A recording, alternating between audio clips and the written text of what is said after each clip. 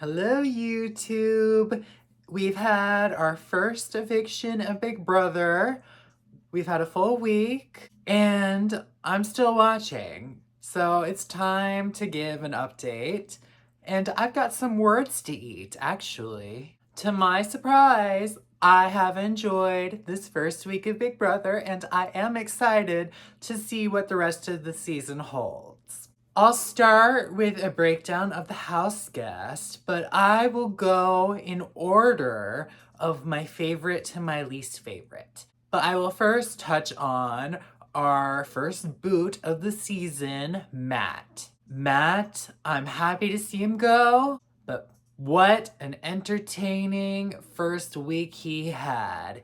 He thought he was primed and ready to run the house, but no, Angela won that first HOH, and they became the feud of the season. And it's like first week. We've already got such an iconic rivalry that's already run its course. They were a very even rivalry of just pure chaos. How would I put her up on the block if she's HOH? Oh my God, idiot, you're not even listening. I guess you're not that smart. Now, while Matt himself was entertaining, I do have to say I was happy to see him leave. If he stayed much longer, he could have actually come into some power, and it's like, no, let's leave you as the bumbling idiot that you are. I do have to say, the show gave Matt a victim edit. Very, very stupid play. Dumb way to play that. Like, no. Even in the edit, they did a bad job hiding it because we can still see that, no, he did threaten Angela. She definitely overreacted, but please. He very clearly gave her reason to get to fighting. He does have the crazy eyes too. Like, oh my gosh, watching him, he would just get going and great TV. A good first boot that will go down in the memories of all, but he did not need to get a victim edit from production. Very weird. And they also put way too much focus on the showman's aspect. Like, please, no. They're obviously not going to get together because he's about to leave. Why are we trying to make this a thing? I wish they would have given more time to Matt's chaos and making him an even match for Angela in the edit. But no, we needed to see showman scenes of a showman that isn't going to happen. I better not see another Riley HOH letter situation. BB26, not BB25. Now I'll move on to the people who are still in the house. And number one on my list, it's none other than the HOH herself, Angela. 1 week in and you've already cemented yourself as a Big Brother legend. Like, who's doing it like Angela? She came into the house swinging. She was crying as soon as she arrived. She wins the first HOH despite all odds after so many years of the competition just being stacked against people. But no, Angela pulls it off. And what an HOH reign she had. She ended up with the 3 guys on the block, something we haven't seen in ages. And she got out the big alpha bro week 1. Props to you, Angela. You did it. This is like the stuff of dreams, honestly. I've wanted this for years. We got the big alpha bro out first. Now, despite the outcome being good, Angela went about this week as messy as possible, and I appreciate it. She let the paranoia get to her immediately. Despite being able to craft the whole house to her liking, she decided that she thought everybody was against her. So she made sure they knew. We got the fight of a lifetime when she stormed down those stairs after crafting her argument all night long. She made sure to tell everybody about the low-budget movie performance that they gave her when they were trying to offer her the alliance. Ugh, Angela, a true showman. I guess the experience on Price is Right and Let's Make a Deal and Dr. Phil helped her prepare for her camera time because she's definitely got a leg up on everybody else in the house. And that wasn't even her only fight. She also went up against Kenny when Kenny was trying to quit. And she had a fallout with Lisa that we just didn't get to see. But Angela, she has been making the show. I hope she lasts until the end. I need to get all the Angela I can get this season, please.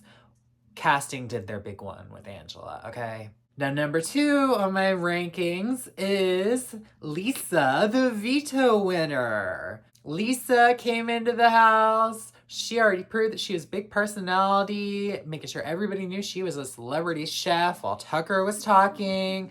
Then she goes around pouring glitter on everything. She's made a name for herself. Lisa is not like anybody else. I wouldn't want to live with her because I don't want glitter everywhere. If you're a crafter, you know glitter, it's a mess. But I'm having an entertaining time watching Lisa, okay? She's just doing her, and I respect it. She is making sure everybody knows exactly what Lisa's about. And they do not like Lisa, but I love Lisa. What can I say? She got nominated week 1. She was going to be the house target. But she won the veto and pulled herself off the block. You can't write this stuff. It was amazing. She's still enemy number 1 in that house. I'm not sure how she's gonna make it to jury, but I hope she does. She's gonna need a miracle to survive much longer in this house. She might need to go on a comp run, I don't know. She's made enemies out of pretty much everybody. I love it. She went up to Angela and she said, I don't want to be associated with you personally or professionally. After they had like just made up and they were like best friends for a second there. Oh my gosh. What a rivalry. I need them both in the house as long as possible, please. Lisa is iconic and I hope she manages to survive somehow. Somebody tell her, give her a hint, stop dropping the glitter everywhere. I think she could be good if she stops that. I don't know, but I will enjoy Lisa for as long as she's here. I was worried she might be a Bowie Jane. No, she is not a Bowie Jane. Now, my other fear about her flaming out early. Please beat the allegations, Lisa. I'm pulling for you. Now, number 3 on my list is Chemo, who also won a competition this week. He won the AI Arena, pulling himself off the block. Chemo. Gentlemen, come. Angela and Lisa are by far the 2 standouts of the cast.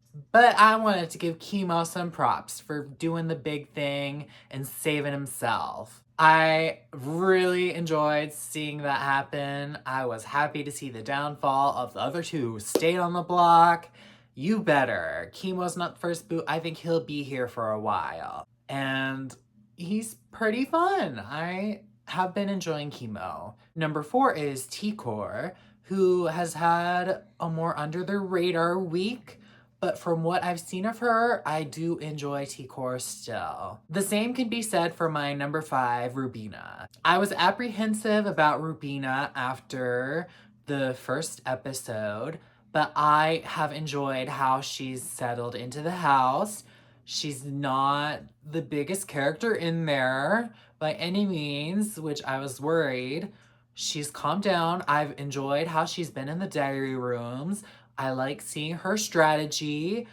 She's definitely going to be one to watch too. So Chemo, T-Core, and Rubina, I've got my eye on them as I think they'll be in the house for a while, and I expect that their time in the shine will come. Next is Joseph. He had a pretty good, but also another understated week. I think he is going to be the super fan to watch this season. He's had some funny moments too. Like after the Angela blow up, he says, I think that'll make air. And when he was voting, he said, it's not gonna be like other seasons. The anti-bro, I had a feeling. But I'm liking what I'm seeing from Joseph so far. And I'd lump him in with the other 3 that I just listed too.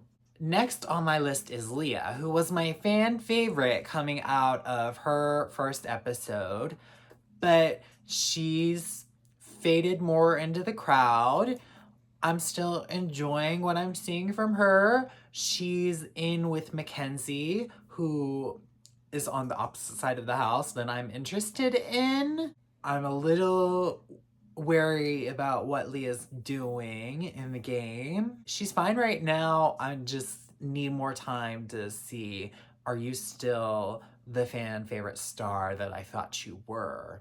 Or are you gonna be outshined and fade into the back? I have high hopes for Leah. That's why she's still on the upper end of this ranking. I just need to see, you gotta prove your way back up the list. Next is somebody who has been a pleasant surprise to me. It's Tucker. I was very wary of Tucker after the first episode because I thought he was being a tryhard for the cameras. No, I can see that he's just naturally pretty high energy. We still haven't seen him in the diary room much, so I'm not sure if they're just not using him, if his diary room sessions are as bad as I originally thought they were. But what I will say about Tucker is he is a certified hater, and I can respect that as a bit of a hater myself sometimes. I have found some of his moments funny. I side-eye him a little bit, and of course I'm Team Lisa over Tucker, so that's probably why he hasn't ended up as high on my list. I'm still wary of Tucker, but I'm cautiously optimistic. Him and Leah, they're both like, Leah's on a more downward trajectory, while I would say Tucker's on an upwards trajectory, but they could really just go either way at this point. Okay, now I'm in the lower half, and I would definitely say that top 8, they're the standouts. And the rest of the cast, not so much. Kicking off the lower half, I have Chelsea, who I still side-eye from preseason, but she's been playing a good game. She's now the HOH. I have been somewhat impressed by her game, but I still don't like her, so that's why she is on the lower half. I could give her like a 7, but she'll never get a 10 out of me. She will never be at the top of this list, no matter what she does. Behind Chelsea, I put her 2 sidekicks of sorts, Cam and Cedric. They're not doing anything for me, really. They're cool. I could see them going up, but I have no impression on them as of now. And I put Chelsea ahead of them because I do have some impression of her game ability. This is very much a personality ranking, obviously, because Angela would not be at the higher end of a strategy ranking. So I'm not seeing much personality from Cam and Cedric. Next on my list is Quinn. Something about Quinn has bothered me from the beginning. He seems like a tryhard. He gets on my nerves. Something about him just does. And when I was really like, okay, I'm just not gonna like you, he went to Lisa after the veto ceremony and told her that she was too happy in the veto ceremony. Hate on Lisa all you want, but if I win the veto and save myself from being the first boot, I'm gonna be happy. I just did not like that at all, and I'm side-eyeing Quinn. It's still early in the season, so maybe I could have a turnaround, but for now, I don't like Quinn. Sorry. Like, no. That comment just, ooh, that was it. Once I saw that, it was a wrap for Quinn in my eyes. Next is Mackenzie. She has got stuck with the Matt showman, so I could see her being free of Matt and rising up, but I still don't really like her. I find her to be boring. Mackenzie, I don't have much of an impression on her, and everything I do have an impression of her on is pretty negative. Hopefully, without Matt in the house, she is able to find her footing. And hopefully she's also able to find a personality worth watching. Next on my list is Brooklyn. Did you know that she's a married mother? Oh my gosh.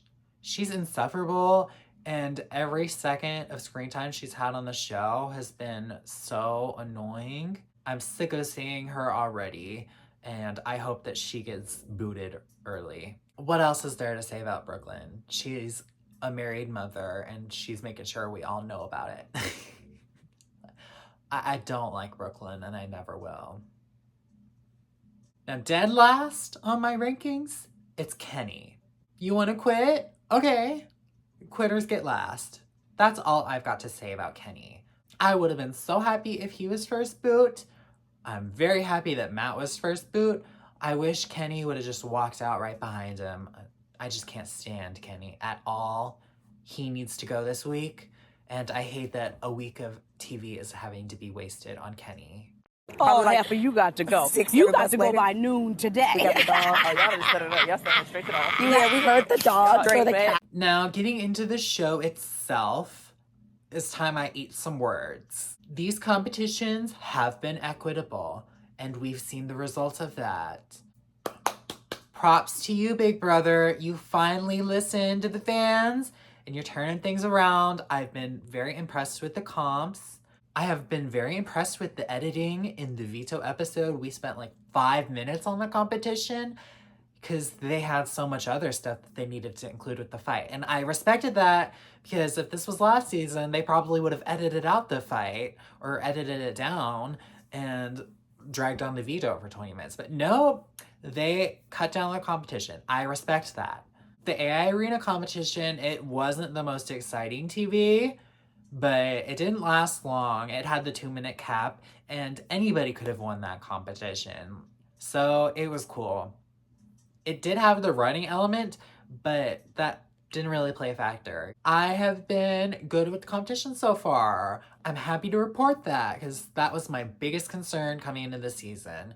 Am I just gonna have to watch the same 3 people win competitions all season? No, it's really anybody's game, and I love that. Expect the unexpected, and we can finally expect the unexpected with the competition outcomes. Thank goodness. Now, speaking on the episode editing, I've already said I had my issue with Matt, but I would say it's been a more fair and balanced edit so far. I love that they are finally giving drama the time it deserves and not trying to brush it under the rug. They did it a little bit with Lisa, but we got 2 major fights in the past 2 episodes. So I can't complain. That's what I want to see. When I see my reality TV, I want to see the drama. I want to see the fights. That's what I'm here for. I'm fine to see the strategy. I'm fine to see all of that. I'm fine to see the competitions. But at the end of the day, I want to see the drama and these people going at each other. And they've been delivering. Thank you, Big Brother. You finally are doing it. This is all I asked for. And about the twist, too, I am cool with this last minute AI Arena competition since the comps seem to be equitable so far. And I will say that I think it makes it more interesting because you can't just have everybody pile on to one person because that person could be taken off the block. I am enjoying it. I don't want it to last the whole season, like just a few weeks. But for now, I do enjoy that twist. I will say about the America's Veto and the deepfake HOH. The America's Veto, that's fine. Let America vote up a nominee. It could be very funny if Mackenzie like pulls herself out of the block and America just throws up like her closest ally. That would be the ideal outcome for comedic effect. The deepfake HOH, it's too powerful. I don't like it. I don't want to see somebody win HOH and then have it taken away. It's just too much power, and it's also very confusing and convoluted. Not a fan of it. Hopefully it plays out well. I'm not sure about it. I also don't like how it wasn't like established beforehand who could have gotten which power. So Mackenzie just didn't have a chance to get the deepfake HOH because she was in the other move-in group? Or did production just decide, okay, let's give Quinn the better power because we like Quinn more? They definitely made the right decisions with who to give the powers to, but I would like to have that established beforehand. Just something to throw out there.